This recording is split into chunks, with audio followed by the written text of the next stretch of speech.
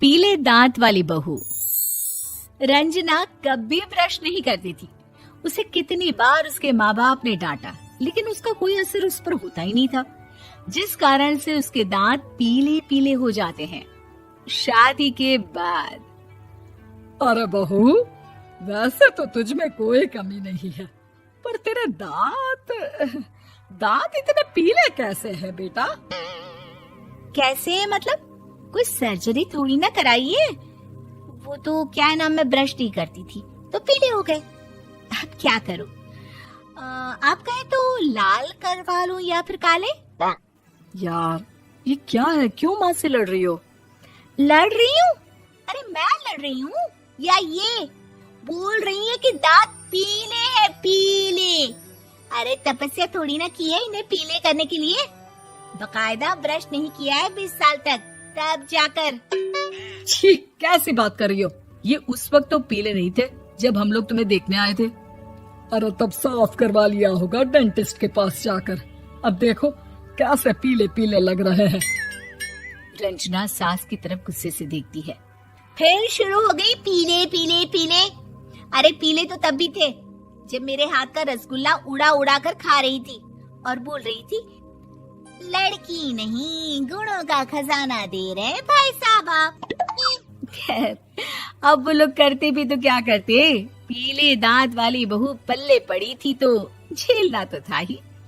एक दिन कीर्तन में रंजना गाना गा रही थी। अरे कमला बहन, माँ का द्वार है, यहाँ तो सब शुद्ध होकर आते हैं, फिर अपनी बहू को ब्रश भी नहीं करवाती तुम। दूर से पीले पीले दांत भक्ति में बाधा उत्पन्न कर रहे हैं। अरे कोई 2 साल की बच्ची थोड़ी ना लेकर आई हूँ मैं बहू बनाकर। अच्छी खासी लड़की है, अरे कैसे करवाऊं ब्रश? ये तो उसे खुद करना चाहिए ना। अब माँ बाप तो इसके जैसे तैसे निपटा दिए, ये नहीं सोचा कि सास कैसे संभालेगी। सास बहू को लेकर घर आ जाती है, लेकिन सोच लेती है कि अब इसे लेकर कहीं नहीं जाएगी। अगले रोज बहू कहती है, अरे क्या हो गया, मंदिर नहीं जाना क्या? कीर्तन का वक्त हो रहा है। मेरी मधुर वाणी से कान्हा जी जागते हैं और सोते हैं। आप तो जानती है ना उनकी भक्ति में कितना मन लगता है मेरा। वो क्या है ना, तबीयत ठीक नहीं लग रही है मेरी, आराम करूंगी मैं। तबीयत ठीक नहीं लग रही? अभी तो मिथुन के गाने पर नाच रही थी आप, और अब बोल रही है कि तबीयत ठीक नहीं लग रही। अरे भक्ति में मन लगा लो सासू माँ, ऊपर जाना है, क्या मुंह दिखाओगी आप? हाँ? सास को बहू की बात पर गुस्सा आ जाता है। मैं क्या मुंह दिखाऊंगी, इसकी चिंता तो ना कर, समझी? अपने मुंह की चिंता कर, जो ये पीले पीले दांत लेकर हर जगह पहुंच जाती है। पता है लोग कितना मजाक बनाते हैं। ना जी ना, मैं नहीं जाना कहीं तेरे साथ। तो ये बात है, कोई ना, मत जाओ, मैं अपने कमरे में ही बैठकर भक्ति कर लूंगी। ऊपर वाला दांत थोड़ी ना देखता है, मन देखता है, भावना देखता है। और अरे बस बस, तू सब कुछ दिखा, बस ये सफेद चमकदार दांत ना दिखाना किसी को, है? जा यहाँ से। बहू को सास की बात का कोई फर्क नहीं पड़ता, वो तो जैसी थी वैसी ही रह जाती है। सुबह नहाकर किचन में खाना बनाना, फिर खाना खाना, कीर्तन भजन करना और सो जाना। एक दिन, माँ जी मैं सहेली के घर जा रही हूँ, शाम को लेट आऊंगी। हाँ हाँ तो जाना, मैंने कौन सा तेरी आरती करनी है घर पर बैठकर। रंजना सहेली के घर जाती है, जहाँ वो पार्टी में जाने की तैयारी कर रही होती है। अरे शिखा, कहाँ जाने की तैयारी कर रही है? मैं गलत वक्त पर आ गई क्या? अरे नहीं यार, उल्टा सही वक्त पर आई है। मैंने ये साड़ी और ज्वेलरी निकाली है यार, शाम को इनके ऑफिस की एक पार्टी में जाना है। बताना कैसा लग रहा है ये सब? नहीं यार, इस ड्रेस के साथ तो वो वाली ज्वेलरी अच्छी लगेगी। हाँ हाँ सही बोल रही है, मैंने ध्यान ही नहीं दिया। वैसे तो हमेशा से मस्त फैशन सेंस रखती है।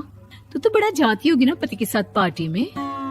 रंजना कुछ नहीं बोलती, बस सोचती है कि यार काश ये बात सही हो जाती, पर मैं क्यों नहीं जाती पार्टी में? क्या इन लोगों की कोई पार्टी होती नहीं होगी? रंजना घर आती है और रात में पति से सवाल करती है, एक बात बताइए, आप मुझे किसी पार्टी में क्यों नहीं ले जाते? क्या आपकी यहाँ ऑफिस में पार्टी नहीं होती? पति बेचारा क्या कहता कि दांत पीले हैं तुम्हारे इसलिए। अरे कोई पार्टी होती नहीं हम लोगों के ऑफिस में, तो कहाँ से लेकर जाऊं? और मार्केट, मॉल, कहीं वीकेंड घूमना, कहीं तो। अरे यार, सारे हफ्ते में एक छुट्टी मिलती है, तो सोचता हूँ कि आराम ही कर लूं। क्यों? रंजना मन मार के रह जाती है। पहले कभी सास के साथ मंदिर जाया करती थी, लेकिन वो भी सास ने ले जाना बंद कर दिया। घर बैठी बैठी रंजना बोर हो जाती है। तभी उसे आइडिया आता है और वो मायके जाने का सोचती है। सासू माँ, 2 दिनों के लिए मम्मी के घर जा रही हूँ। अच्छा ठीक है, आराम से जा। और हाँ, माँ से कुछ अच्छी आदत सीख कर आना कि कैसे शरीर के हर भाग की तरह दांतों की सफाई भी जरूरी होती है, समझी? शुरू हो गई ना आप। वो लोग आपकी तरह नहीं है कि छोटी छोटी बात का बतंगड़ बना दे। उन लोगों के लिए मैं मायने रखती हूँ, ना कि मेरे पीले पीले दांत। रंजना माँ को बिना बताए उन लोगों को सरप्राइज देती है, लेकिन जैसे ही वो दरवाजे पर पहुंचती है, अंदर देखती है कि घर वाले कहीं जा रहे होते हैं। अब माँ, काश रंजना दीदी के दांतों वाली प्रॉब्लम नहीं होती, तो वो भी हम लोगों के साथ चलती ना बुआ जी की बेटी की शादी में।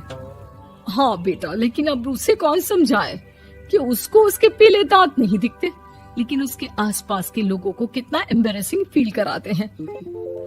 मुझे तो कितनी बार उसके स्कूल की टीचर ने शिकायत की कि उसके साथ कोई लड़की बैठना भी नहीं चाहती, और ना ही कॉलेज में कोई उससे बात करना चाहता था।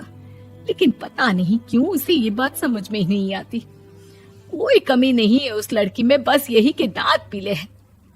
वो तो भला हो जीजा जी और उनकी माँ का, जो दीदी को जैसी है वैसे ही रखा हुआ है। रंजना को अपने घर वालों की बात सुनकर बहुत दुख होता है। वो सोचती है कि वो क्या करे, लेकिन फिर वो सीधा डेंटिस्ट के पास जाती है, अपने दांत चमकाती है और कसम खाती है कि वो रोज ब्रश करेगी। अरे क्या हो गया? तुम तो 2 दिनों के लिए गई थी ना, पर कोई ना, अच्छा है, चलो आ गई तो। रंजना सास के सामने आकर खड़ी हो जाती है और पूरी स्माइल करती है, उसके चमकदार दांतों को दिखाती हुई। हैं? चले मंदिर। माँ, मुझे माफ कर दीजिए, मैंने आप लोगों को बहुत एम्बैरेसिंग फील करवाया। मैं आज से रोज ब्रश करूंगी।